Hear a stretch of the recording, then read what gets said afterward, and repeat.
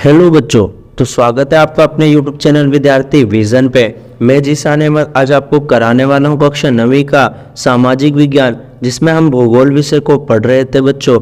और आज ही इसका चैप्टर 5 है प्राकृतिक वनस्पति तथा वन्य प्राणी, जिसका हम पार्ट 1 करने वाले हैं। और इसमें हम प्राकृतिक वनस्पति के बारे में पढ़ेंगे, साथ ही साथ में वन कितने प्रकार के होते हैं उनके बारे में भी पढ़ेंगे, यानी वनों के प्रकार के बारे में इस पार्ट में हम अध्ययन करने वाले हैं। ये वीडियो तो टोटल 2 पार्ट्स में आएंगे, जिसमें पार्ट 1 में हम प्राकृतिक वनस्पति और वनों के प्रकार के बारे में जानेंगे। उसके बाद पार्ट 2 में हम बचे हुए पार्ट को कवर करेंगे। तो आज का क्लास स्टार्ट करने से पहले बच्चों, आज की मोटिवेशनल कोट्स है कि लक्ष्य ज्यादा दूर नहीं है, बस अपनी रफ्तार थोड़ी तेज करनी है। लक्ष्य ज्यादा दूर नहीं है, बस अपनी रफ्तार थोड़ी तेज करनी है। आज खामोशी से पढ़कर कल अपनी सफलता की कहानी लिखनी है। तो आप सभी को आज खामोशी से मेहनत करना पड़ेगा, ताकि आप कल आने वाले समय में अपनी सफलता की कहानी को लिख सकें। तो आइए स्टार्ट करते हैं हम अपने चैप्टर को, जिसमें हम पढ़ेंगे जैव विविधता के बारे में। तो जैव विविधता का क्या अर्थ होता है बच्चों? जीवों में विविधता। जीवों में विविधता, जीवों में विविधता को ही हम क्या कहते हैं बच्चों? जैव विविधता कहते हैं। और इंग्लिश में इसको कहते हैं बच्चों bio diversity. Diversity, bio means क्या होता है? लिविंग थिंग्स, और डाइवर्सिटी मतलब क्या होता है कि उसमें जो विभिन्नता होती है। तो बायोडाइवर्सिटी मतलब क्या होता है? जैव विविधता होता है। और अगर पूछे हमारे वहाँ पे, हमारे देश में 12 विश्व के मुख्य जैव विविधता वाले देशों में से एक है। और उन 12 देशों का नाम क्या है? सबसे पहले आता है बच्चों भारत, उसके बाद क्या है? ब्राज़ील। ब्राज़ील भी 12 जैव विविधता वाले देशों में से एक है। उसके बाद Colombia, Indonesia, Malaysia, Zaire, Australia, चीन। चीन में भी जैव विविधता बहुत है। इक्वाडोर, मेडागास्कर, पेरू और मेक्सिको। तो ये क्या है? प्रमुख जैव विविधता वाले देश हैं। अब हम जानते हैं बच्चों कि जैव विविधता को अंग्रेजी में हम बायोडाइवर्सिटी कहते हैं, और ये 2 शब्दों से मिलकर बना है, बायो प्लस में डाइवर्सिटी, यानी जैव विविधता को हम बायो और डाइवर्सिटी इस माध्यम से समझ सकते हैं। अब आखिर जानते हैं बच्चों जैव विविधता क्या है? तो जैसा कि आपने देखा होगा, पादपों में जो आम है, आम की अलग अलग प्रजातियां पाई जाती हैं, जैसे अल्फांसो आम है ना, आपने खाया होगा, लंगड़ा आम है ना। उसके बाद क्या आता है? चौसा आम। तो ये अलग अलग जो प्रजाति है ना, इसी को हम क्या कहते हैं? जैव विविधता कहते हैं। आपने मछली देखी होगी, मछली की भी अलग अलग वैरायटी होती है। हिल्सा फिश हो गया है ना, झींगा मछली हो गया, झींगा मछली हो गया है ना, कतला मछली हो गया, झींगा कतला है ना, रोहू, ब्लू व्हेल, शार्क। तो ये अलग अलग विभिन्न प्रजातियां पाई जाती है, इसी को हम क्या कहते हैं?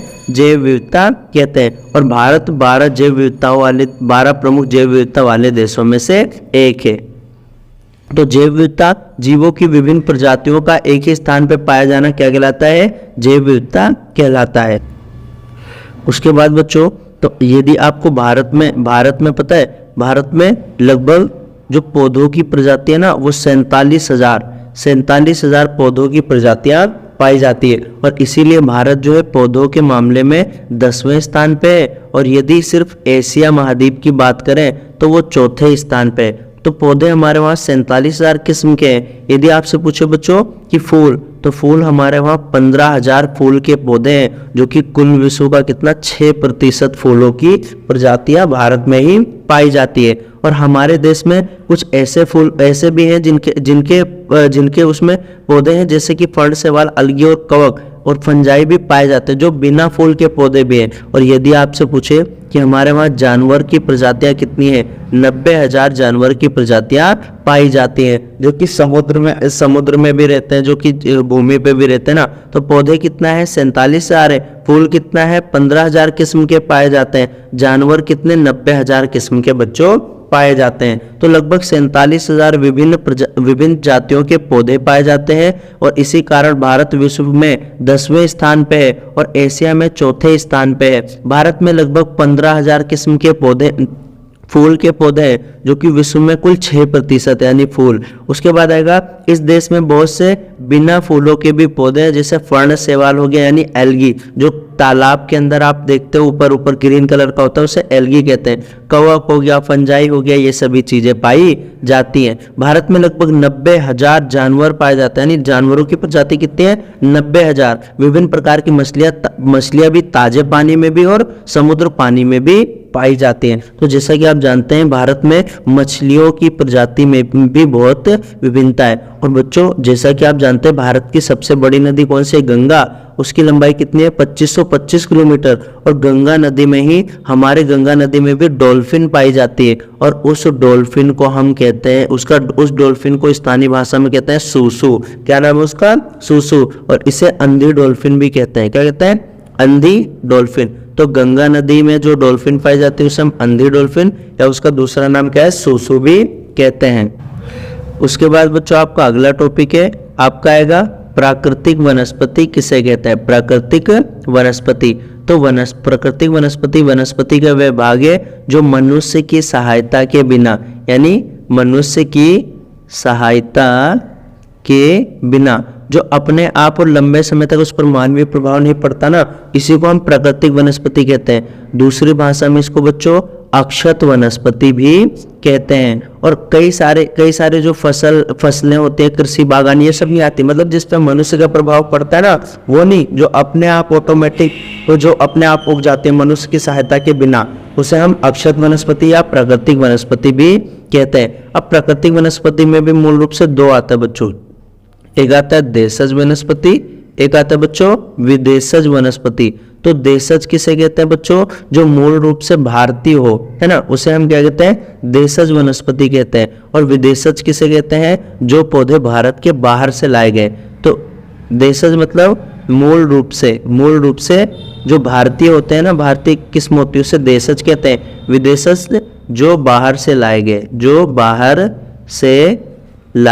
गए हैं, उन्हें हम क्या कहते हैं? विदेशज कहते हैं। तो प्राकृतिक वनस्पति का अर्थ है वह वनस्पति जो मनुष्य की सहायता के बिना, यानी इंसान उसमें इंटरफेयर नहीं करता, यहाँ तक कि पानी तक नहीं डालता उस पौधों में, अपने आप पैदा हो जाता है और लंबे समय तक उस पर मानवीय प्रभाव नहीं पड़ता है, इसे प्राकृतिक वनस्पति या अक्षत वनस्पति कहते हैं। अतः विभिन्न प्रकार की जो कृषिकृत फसलें होती है ना, फल हो गए, बागान हो गए, वो वनस्पति का भाग तो है, लेकिन वो प्राकृतिक वनस्पति नहीं है, क्योंकि उनको पता है मानव के द्वारा उनको पोषित किया जाता है, उनकी निगरानी रखी जाती है ना। और एक क्वेश्चन आता है बच्चों, क्या आप जानते हैं कि देशज वनस्पति किसे कहते हैं? तो वह वनस्पति जो मूल रूप से भारतीय, उसे हम क्या कहते हैं? देशज वनस्पति कहते हैं। लेकिन जो पौधे भारत के बाहर से लाए गए उन्हें विदेशज वनस्पति कहते हैं, यानी विदेशज कहते हैं। तो प्राकृतिक वनस्पति बहुत इंपॉर्टेंट है, आपका प्रश्न आ सकता है कि प्राकृतिक वनस्पति या अक्षत वनस्पति किसे कहते हैं।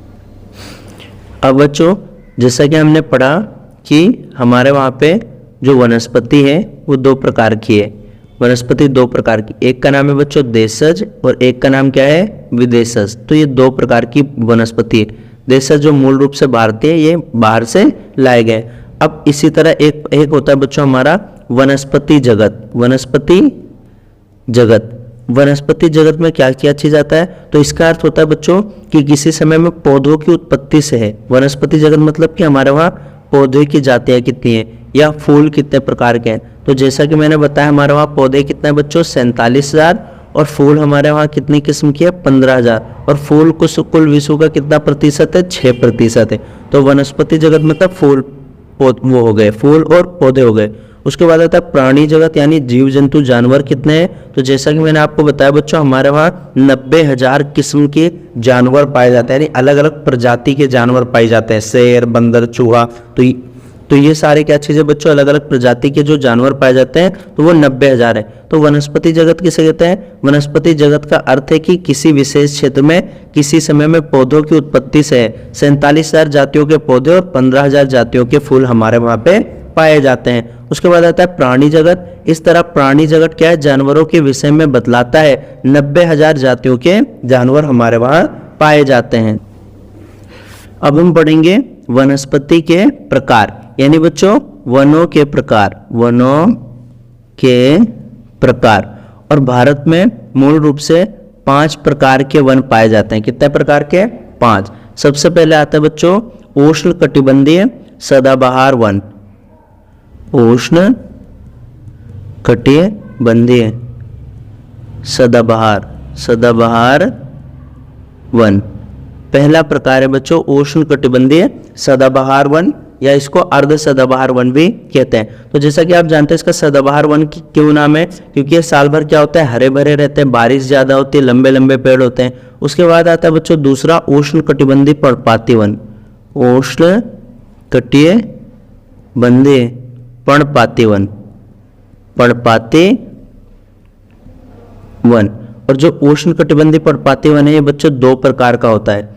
एक होता है आर्द्र पर्णपाती वन, आर्द्र पर्णपाती वन, और दूसरा आता है बच्चों आपका शुष्क पर्णपाती वन, शुष्क पर्णपाती वन, है ना। तो पहला उष्ण कटिबंधीय सदाबहार वन यानी हमेशा हरे भरे रहते हैं। उष्ण कटिबंधीय पर्णपाती वन, पर्णपाती वन क्या होता है, 2 प्रकार का होता है, आर्द्र पर्णपाती वन और शुष्क पर्णपाती वन।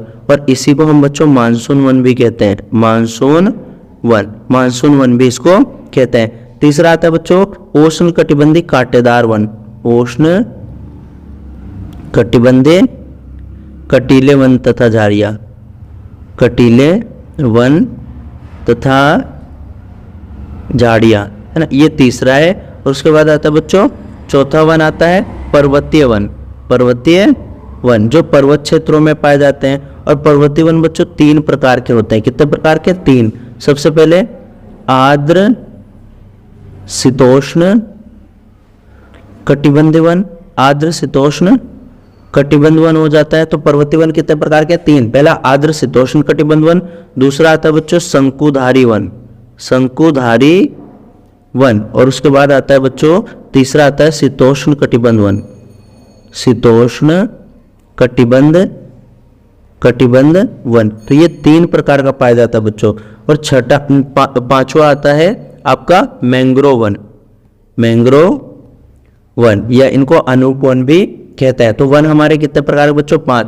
उष्ण कटिबंधीय सदाबहार वन, उष्ण कटिबंध पर्णपाती वन या मानसून वन, ये 2 प्रकार का है, आर्द्र पर्णपाती वन और शुष्क पर्णपाती वन। उष्ण कटिबंधीय कटीले वन तथा झाड़ियां पर्वतीय वन, आर्द्र शीतोष्ण कटिबंधीय वन, शंकुधारी वन, शीतोष्ण कटिबंधीय वन। उसके बाद आता है 5वां बच्चों मैंग्रोव वन। अब इनके बारे में हम एक एक कर विस्तार से पढ़ेंगे। सबसे पहले बच्चों उष्ण कटिबंधीय सदाबहार वन आएगा, है ना, यानी सदाबहार है तो यहाँ पे वर्षा बच्चों 200 सेंटीमीटर से ज्यादा होता है, यानी 200 सेंटीमीटर से ज्यादा बारिश होती है यहाँ पे। और 200 सेंटीमीटर मतलब बच्चों की बहुत ही ज्यादा अधिक बारिश होती है। और इसका क्षेत्र पता है क्या है? पश्चिमी घाट हो गया, पश्चिमी घाट हो गया, लक्षद्वीप हो गया, है ना, साथ ही साथ में अंडमान एंड निकोबार हो गया, ये प्रमुख क्षेत्र हैं यहाँ के। यहाँ का तापमान बच्चों हमेशा कितना 22 डिग्री सेल्सियस के 20 तक का रहता है। और जो जमीन होती है ना, जमीन के नजदीक यहाँ पे क्या होती है? झाड़ियाँ लगी होती है, झाड़ियाँ लगी होती है और बेल लगे होते हैं। और यहाँ के जो वृक्ष होते हैं ना, वृक्षों की लंबाई लगभग कितनी होती है? 60 मीटर तक होती है, 60 मीटर तक ऊपर तक चली जाती है।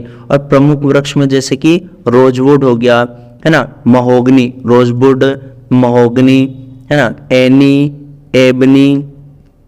एबनी, ये प्रमुख क्या है यहाँ पे प्रमुख वृक्षों के नाम है। और ये बहुत ही घने वन होते हैं, और घने वन होते हैं ये कौन से? उष्ण कटिबंधीय सदाबहार वन होते हैं। तो वर्षा यहाँ पे कितना होता है बच्चों? 200 सेंटीमीटर से अधिक होता है। क्षेत्र पश्चिमी घाट, लक्षद्वीप, अंडमान निकोबार द्वीप समूह, असम के ऊपरी भाग में पाया जाता है। प्रमुख वृक्ष क्या है? महोगनी, रोजवुड, ये सारे पाए जाते हैं। उसके बाद जीव जंतु में हाथी, बंदर, लेमुर, हिरण, एक सिंग वाले गेंडे, है ना, चमगादड़, ये सारे पाए जाते हैं। इनकी विशेषताएं क्या है बच्चों? तो ये गर्म और आर्द्र जलवायु के होते हैं। वर्षों में पतझड़ का कोई निश्चित समय यहाँ पे नहीं होता है। वृक्ष की ऊंचाई बच्चों 60 मीटर से भी ज्यादा अधिक होती है। सदाबहार वन है, सदाबहार ज्यादा बारिश 200 सेंटीमीटर, है ना, और वृक्ष की ऊंचाई 60 मीटर से भी अधिक होती है। और ये अत्यधिक घने होते हैं और हरे भरे वृक्ष कहलाते हैं, इसीलिए इसका नाम है, ये पहला इसका नाम क्या? उष्ण कटिबंधीय सदाबहार वन। उसके बाद बच्चों दूसरा आता है हमारा उष्ण कटिबंधीय पर्णपाती वन, और इन्हीं पर्णपाती वन को बच्चों हम मानसून वन भी कहते हैं। अगर पूछे आपसे उष्णकटिबंधीय पर्णपाती वन, पर्णपाती वन कितने प्रकार का बच्चों मैंने बताया था, 2 प्रकार का है। एक है आर्द्र पर्णपाती वन और दूसरे का नाम क्या है, शुष्क पर्णपाती वन। जो आर्द्र पर्णपाती वन है वहां पे बारिश तो 200 से 200 सेंटीमीटर के बीच में होती है। इन जो शुष्क पर्णपाती वन है बच्चों वहां पे 70 से 100 सेंटीमीटर तक का बारिश ही हो पाती है। और यदि पूछो वर्षा 70 से 200 सेंटीमीटर टोटल होता है उष्णकटिबंधीय पर्णपाती वन में। और जल उपलब्धता के आधार पे 2 प्रकार के हैं, एक है आर्द्र एक है शुष्क।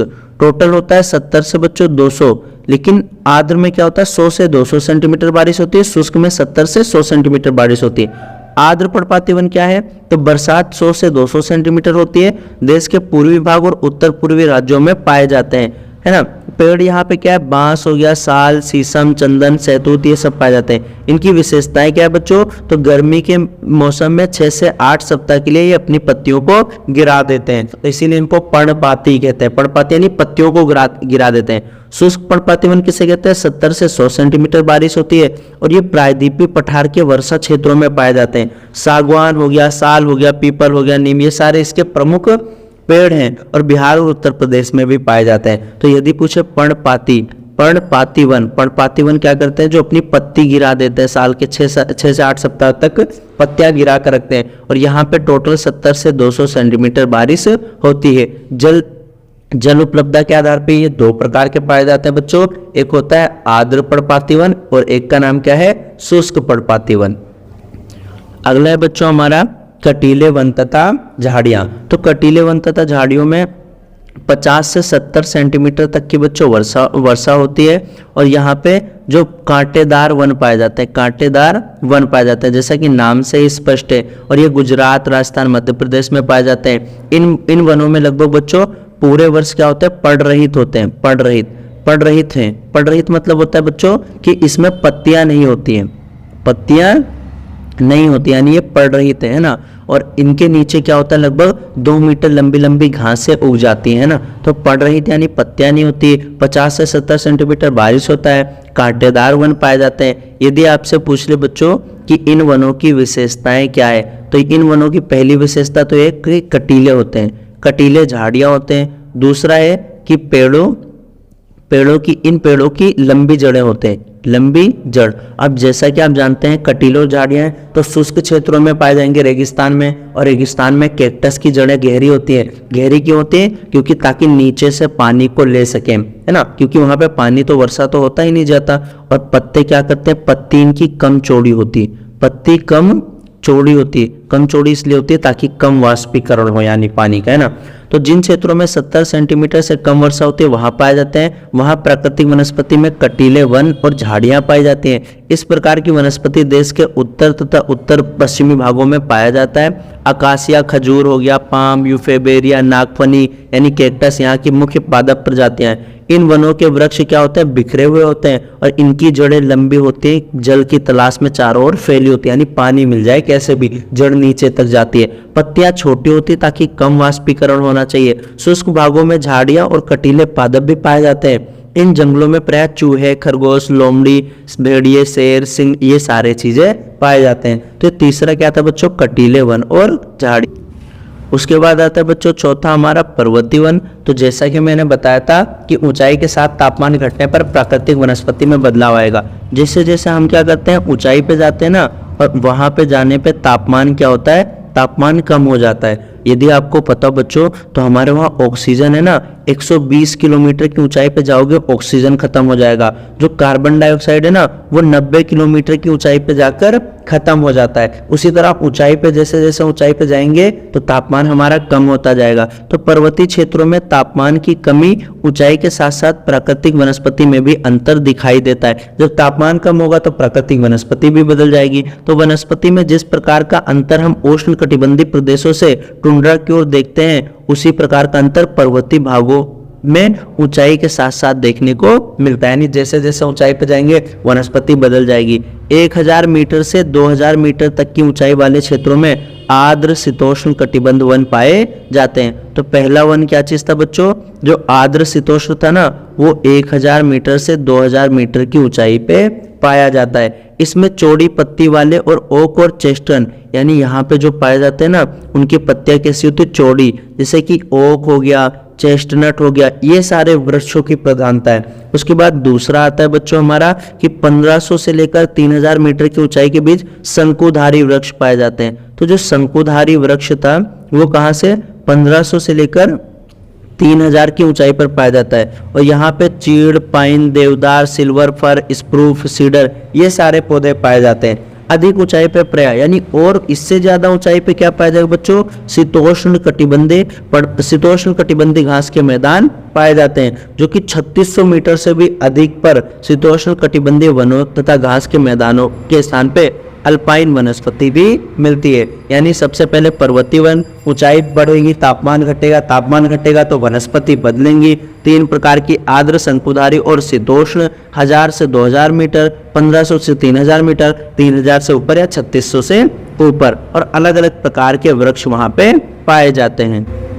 सबसे ऊपर बच्चों सिल्वर फर हो गया, जूनिपर, पाइन, बर्च, ये सारे प्रमुख वृक्ष हैं। जैसे जैसे हिम रेखा से निकट पहुंचते हैं वृक्षों के आकार छोटे छोटे होते जाते हैं, अतः झाड़ियों के रूप में वे अल्पाइन घास के मैदानों में विलीन हो जाते हैं। यानी ऊपर जाएंगे जैसे जैसे हिम यानी बर्फ गिरना चालू हो जाएगा ना। इनका उपयोग गुज्जर और बकरवाल, ये गुज्जर बकरवाल बच्चों वहाँ की स्थानीय जनजाति होती है, घुमक्कड़ जातियां पशुचारण के लिए किया जाता है। अधिक ऊंचाई वाले भागों में मांस, लीचन घास, टुंड्रा वनस्पति का एक भाग है। इन वनों में प्राय कश्मीरी महामर्क भी पाए जाते हैं, चित्रा हिरण पाया जाता है, जंगली भेड़, ये जानवर है, खरगोश हो गया, तिब्बती बारहसिंगा हो गया, ये सारी चीजें वहां पे ऊपर ऊंचाई पे पाए जाते हैं। तो ये था बच्चों आपका पर्वतीय वन। और जैसा कि मैंने बताया बच्चों कि आपका जो पर्वतीय वन है ना, ये बहुत ही विविधता वाला है। विविधता वाला कैसे, जैसे ऊंचाई बढ़ती है वैसे वैसे तापमान घटता जाता है। तो सबसे पहले आता है बच्चों आर्द्र शीतोष्ण कटिबंध वन। उसके बाद हमने देखा बच्चों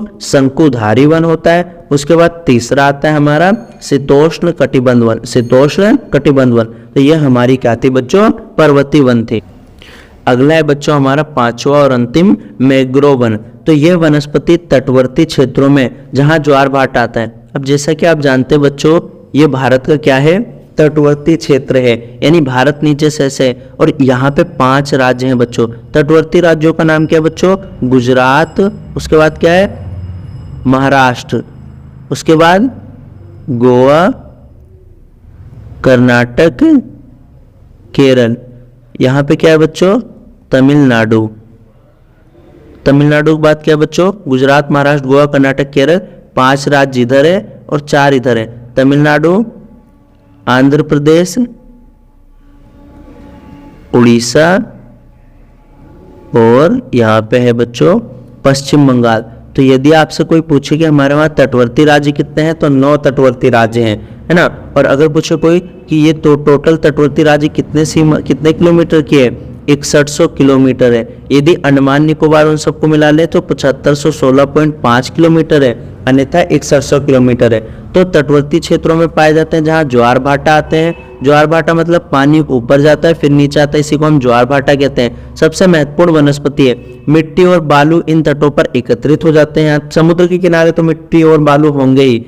घने मैंग्रोव इस प्रकार की वनस्पति है जिसमें पौधों की जड़ें पानी में डूबी रहती हैं, यानी मैंग्रोव वन उसे कहते हैं। मैंग्रोव वन उसे कहा जाता है कि जहाँ पे जो पौधे होते हैं ना, पौधे की जो जड़ें होते हैं वो पानी में उगती हैं। जैसे गंगा और ब्रह्मपुत्र डेल्टा में सुंदरी वृक्ष यानी सुंदरवन डेल्टा, यहाँ पे सबसे बड़ा डेल्टा है सुंदरवन डेल्टा, यानी सुंदरी वृक्ष भी पाए जाते हैं यहाँ पे, जिसकी मजबूत लकड़ी प्राप्त होती है। नारियल, ताड़, क्योड़ा, एंगर ये सारे भी पाए जाते हैं। इसी क्षेत्र में रॉयल बंगाल टाइगर नाम का जानवर भी प्रसिद्ध है। तो यहीं पे क्या पाया जाता है बच्चों, रॉयल बंगाल टाइगर।